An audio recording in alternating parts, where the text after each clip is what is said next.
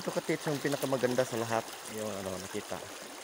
Kung gusto niyo makita yung ano, yung sinasabi na diyan na enclosed treasure under ito. Yan, tingnan mo. Yan, at ito lang yung bato na puti, yung limestone nandito. Bakit nakapunta dito? At saka ikaw dapat nakakatis, oh. Ito yung red.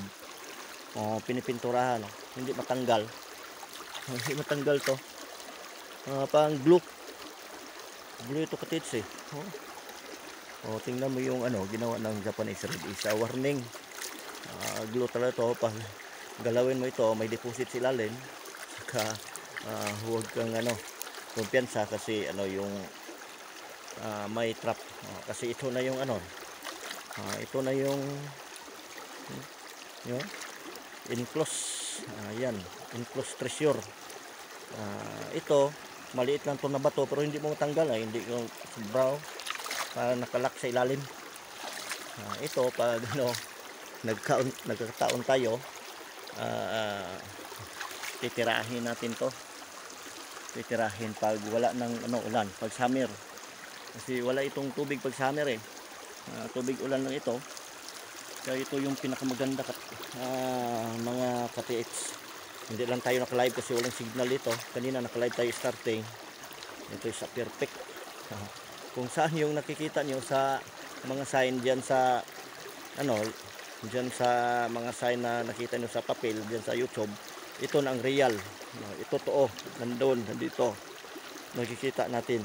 Saka ito yung ano, pula na glow. Oh, glow katitso. Hindi tanggal oh. Glow. Nilagay nila. Kaya ano, yung bato, ngayon ako nakita bato dito nga may ano ginawa nila na parang limestone pero tingin ko ginawa nila to kasi ano parang glow katits. Magaling yung mga Japanese na ano gumagawa ng mga ano, yung bato na parang nature ba, pero yung ginawa nila is magaling talaga, mga sculpture yun mga engineering yun.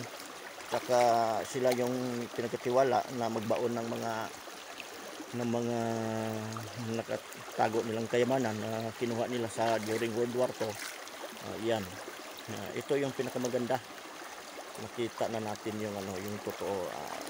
Kaya importante na mag-field tayo, mag-field exploration para makita natin yung ano ko, yung mga marker na nasulat diyan kung totoo ba, kasi mayroong iba diyan na sinulat nila sa libro nila sa mga signs na hindi totoo.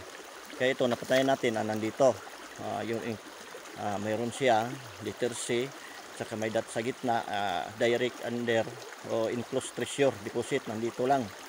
Kaya yung pagpatunay dito is huhukayin, uupiritan para malaman kung totoo. Pero hindi pa natin magalaw to kasi malakas yung tubig, sayang yung pagod. Saka maganda dito kasi walang tao. Yung ano,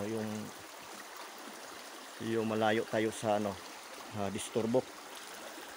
Ito yung pinakamaganda na nakita ko sa lahat. Ito nakapatong nakapatong ng mga titso, nakapatong hindi matanggal tingnan mo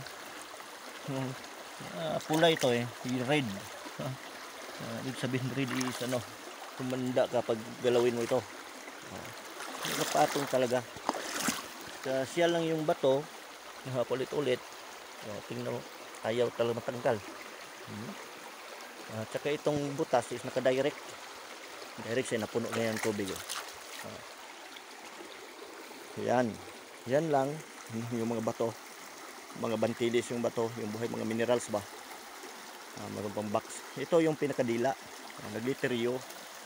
Yung sinasabi siguro yung unang doon, yung nakita ko doon na marker na literyo. Mayroong deposito sa literyo.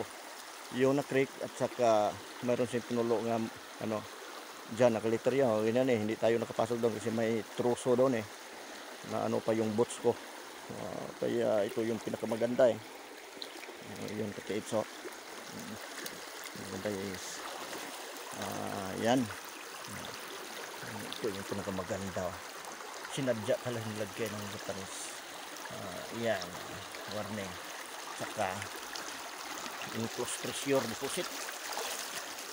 Sarap. Sarap tirahin ka tits. Yan. Kaya good luck sa lahat. Yan. Okay.